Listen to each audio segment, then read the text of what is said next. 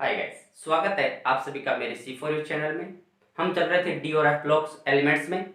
तो आज का जो टॉपिक है, इस वीडियो में हम देखते हैं प्रथम संक्रमण श्रेणी के तत्वों की सामान्य प्रवृत्तियां। यानी जो प्रथम संक्रमण श्रेणी यानी जो 3D संक्रमण श्रेणी यानी स्कैंडियम से जो जिंक तक एलिमेंट्स है, उनकी जो सामान्य प्रवृत्तियां यानी सामान्य गुण वो किस प्रकार से प्रदर्शित करते हैं, क्या ऊपर से नीचे जाने पर क्या घटता है और बाएं से दाएं जाने पर क्या बढ़ता है। तो इसके अंतर्गत सबसे पहला हम करते हैं परमाणुीय या आयनिक त्रिज्या।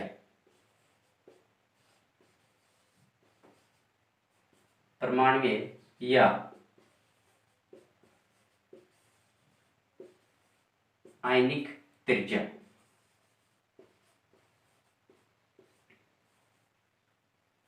परमाणुीय या आयनिक त्रिज्या। जो संक्रमण तत्व हैं, उनकी जो परमाणुीय आयनिक त्रिज्या है वो एस ब्लॉक से क्या होती है, कम होती है। एस ब्लॉक से यानी एस ब्लॉक में जो एलिमेंट्स आते हैं उससे क्या होती है, कम। जबकि पी ब्लॉक एलिमेंट्स है उनसे क्या होती है, ज्यादा।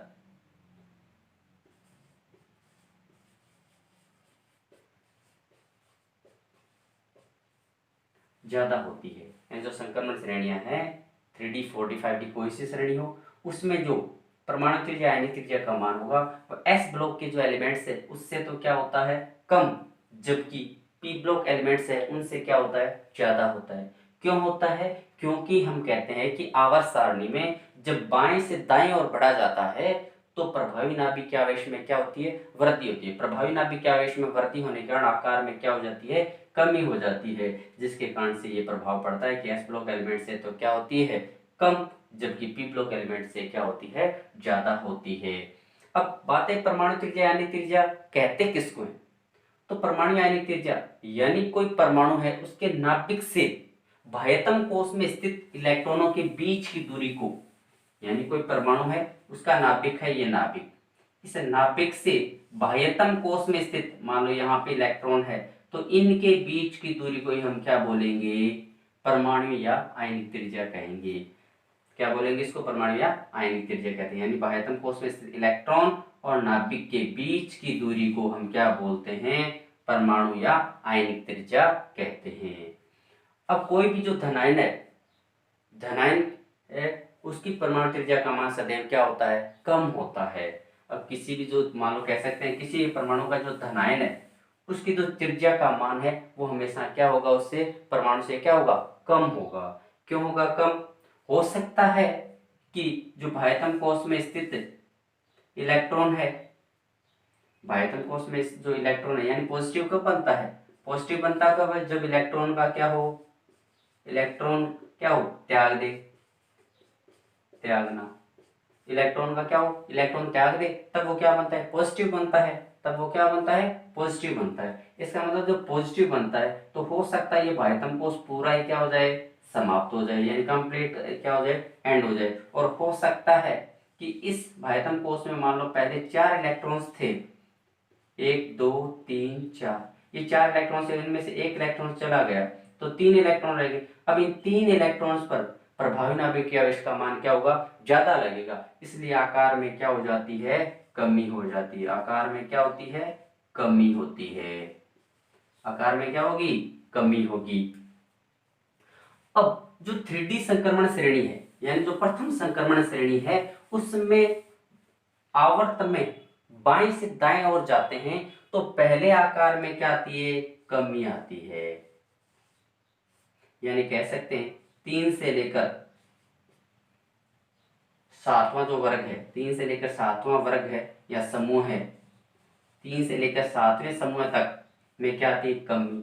फिर 7 से लेकर कह सकते हैं 7 से लेकर 10 तक का जो समूह है इसमें क्या रहता है, बराबर, यानी आकार क्या रहता है, बराबर। और 10 से ऊपर बढ़ते हैं, 10 से आगे 12 समूह, आकार में क्या हो जाती है, वृद्धि यानी अधिक होती है। यानी परमाणु त्रिज्या में पहले कमी आती है, फिर बराबर रहता है और फिर अधिक होता है। ये कारण क्या है, ये तीनों चीज डिपेंड किस पे करती है, एक तो प्रभावी नाभिक आवेश, प्रभावी नाभिकीय, प्रभावी नाभिकीय आवेश। दूसरा कह सकते हैं आवरण प्रभाव, आवरण प्रभाव,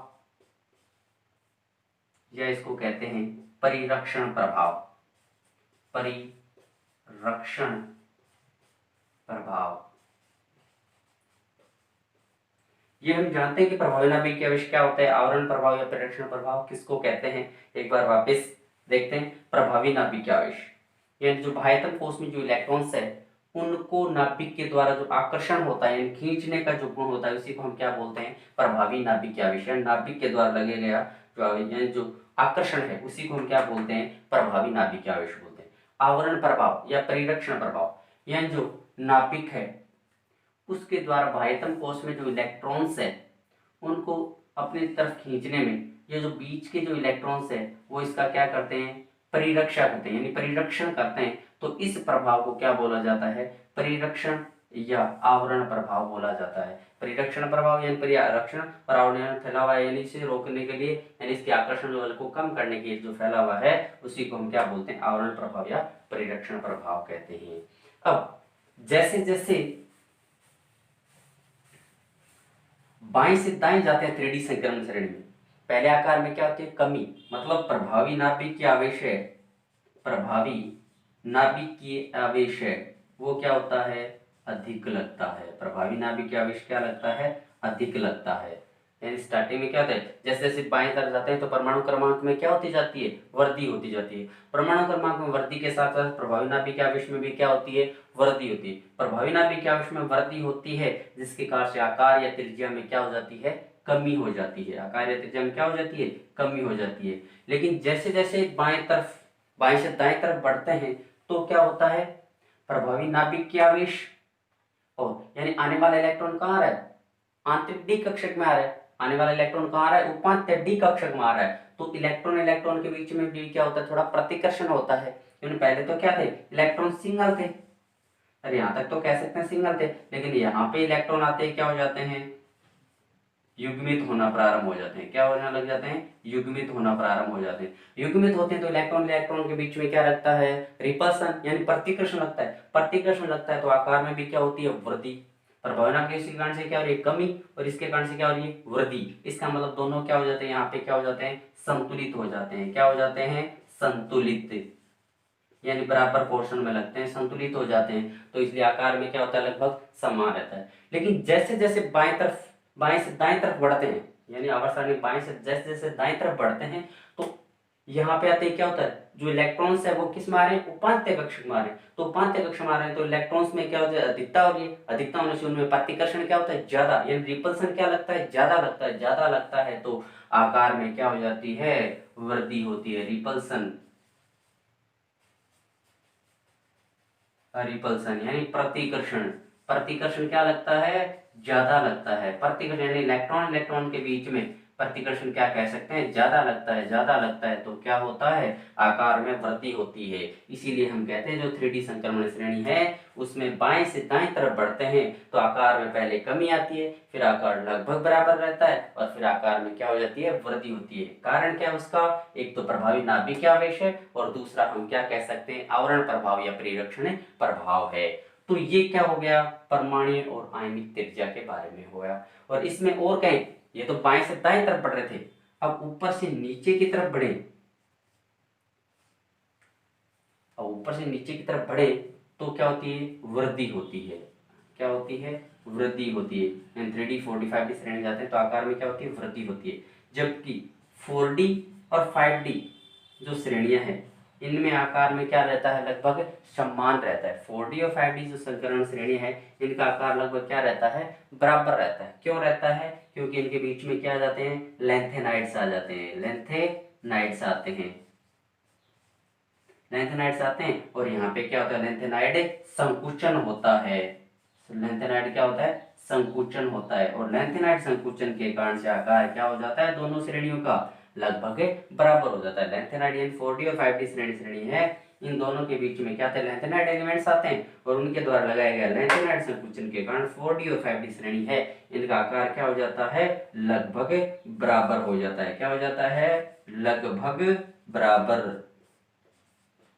लगभग क्या हो जाता है, बराबर हो जाता है। तो ये होता है परमाणु या आयनिक त्रिज्या। दूसरा देखते हैं,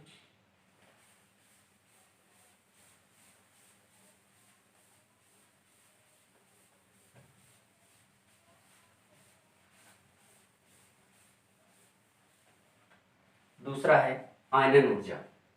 सेकंड पॉइंट्स कह सकते हैं आयनन ऊर्जा।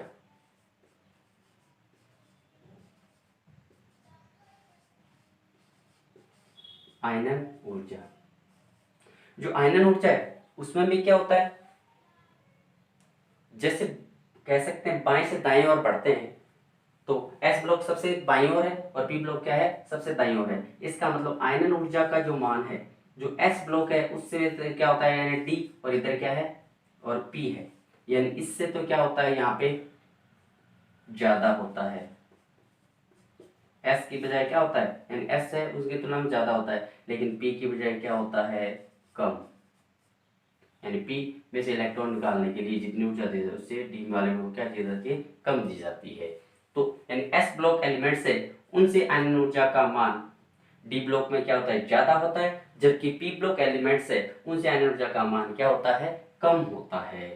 तो आयनन ऊर्जा का परिभाषा कहेंगे तो क्या कह सकते हैं, किसी विलगित गैसीय परमाणु से एक इलेक्ट्रॉन को निकालने के लिए दी जाने वाली ऊर्जा को हम आयनन ऊर्जा या आयनन विभव कहते हैं। यानी कोई विलगित गैसीय परमाणु है, उसे बाह्यतम कोश में से एक इलेक्ट्रॉन को हम क्या कर रहे हैं, निकाल रहे हैं, तो उसके लिए हमें जितनी एनर्जी चाहिए, उसके लिए हमें क्या चाहिए, एनर्जी चाहिए, तो उसी को हम क्या कहते हैं, आयनन ऊर्जा या आयनन विभव कहते हैं। ये बात आएगी कि एस ब्लॉक और पी ब्लॉक है, इनमें क्या रहता है, सामंजस्य। जो संक्रमण श्रेणियां हैं उनमें क्या रहता है, आयनन ऊर्जा का मान लगभग बराबर रहता है, क्योंकि इनके आकार संक्रमण श्रेणी में क्या है, लगभग बराबर मानते हैं, यानी जो एलिमेंट्स है उनके आकार लगभग बराबर मानते हैं। इनमें जो आयन ऊर्जा में जो परिवर्तन होता है वो कितना होता है, 6 से लेकर 10 इलेक्ट्रॉन वोल्ट के बीच रहता है। इनके बीच में जो अंतर रहता है वो 6 से लेकर 10 इलेक्ट्रॉन के बीच, इलेक्ट्रॉन वोल्ट के बीच में रहता है, यानी इनकी ऊर्जाओं के बीच में रहता है। अब जो जिंक है, जो जिंक है Zn, इसकी जो प्रथम आयनन ऊर्जा है, इसकी जो प्रथम आयनन ऊर्जा है उसका मान क्या होता है, ज्यादा होता है। प्रथम आयनन ऊर्जा का मान क्या होता है, ज्यादा होता है। क्यों होता है, क्योंकि इसमें 3D 10 और 4s2 होता है इलेक्ट्रॉनिक विन्यास। इसका इलेक्ट्रॉनिक विन्यास क्या होता है, सामान्य लास्ट 3D 10 और 4s2 होता है, यानी ये भी पूर्ण पूरित है और ये भी पूर्ण पूरित है। अब पूर्ण पूरित में से इलेक्ट्रॉन निकालने के लिए क्या दी जाती है, ऊर्जा ज्यादा देनी पड़ती है। ऊर्जा ज्यादा देनी पड़ती है तो इसका मान क्या हो गया, आयनन ऊर्जा का मान क्या हो गया, ज्यादा हो गया। जबकि कॉपर Cu Cr, इनकी जो द्वितीय आयनन एंथैल्पी है, द्वितीय आयनन ऊर्जा या आयनन एंथैल्पी, आयनन विभव, द्वितीय आयनन ऊर्जा है, आयनन ऊर्जा, द्वितीय आयनन ऊर्जा का मान क्या होता है, ज्यादा होता है। क्या होता है, ज्यादा। क्यों होता है ज्यादा, क्योंकि जब इलेक्ट्रॉन निकाल रहे हैं तो इनमें से क्या था, लास्ट में 4s1 में था, 4s1 में तो क्या थे, एक एक इलेक्ट्रॉन्स थे। 4s1 में कितना था, एक एक इलेक्ट्रॉन था। ये एक इलेक्ट्रॉन निकल गया प्रथम आयनन ऊर्जा में। अब द्वितीय आयनन ऊर्जा मतलब 3D 5 और 3D 10 इलेक्ट्रॉन विन्यास अपने पास रह गया। एक तो रह गया, एक में 3D 5 है, एक में क्या है, 3D 10 है। तो अब ये क्या हो गए, अर्धपूरित, और दूसरा क्या कह सकते हैं, पूर्ण पूरित। अर्धपूरित और पूर्ण पूरित, अर्धपूरित और पूर्ण पूरित है, इनमें से इलेक्ट्रॉन निकालने के लिए ऊर्जा की क्या देनी पड़ती है, अपने को ज्यादा देनी पड़ती है। इसलिए क्या होता है कि द्वितीय ऊर्जा का मान क्या होता है, ज्यादा होता है। अब वर्ग में ऊपर से नीचे जाए तरफ जाए तो आकार में क्या होती है, वृद्धि होती है। ऊपर से नीचे आकार वृद्धि होती है तो आयन ऊर्जा का मान भी क्या होता है, कम होता है। आयन ऊर्जा का मान क्या होता है, कम होता है। कोई अपवाद को छोड़कर बाकी यही काम लगता है कि इनके आयन ऊर्जा का मान ऊपर से नीचे जाता है, आकार में क्या होती है, वृद्धि। तो वृद्धि होती है तो यानी जो नाभिक है उससे इलेक्ट्रॉन की दूरी बढ़ रही है तो इनका आकर्षण क्या होता है कम, तो इलेक्ट्रॉन को निकालने के लिए क्या देनी पड़ेगी, कम ऊर्जा देनी पड़ेगी, तो यही प्रभाव पड़ता है। ये पढ़े हमने परमाणु और आयनिक त्रिज्या और आयनन ऊर्जा। बाकी जो पॉइंट्स है वो पढ़ेंगे अगले वीडियो में। इसी आशा के साथ जय हिंद जय भारत।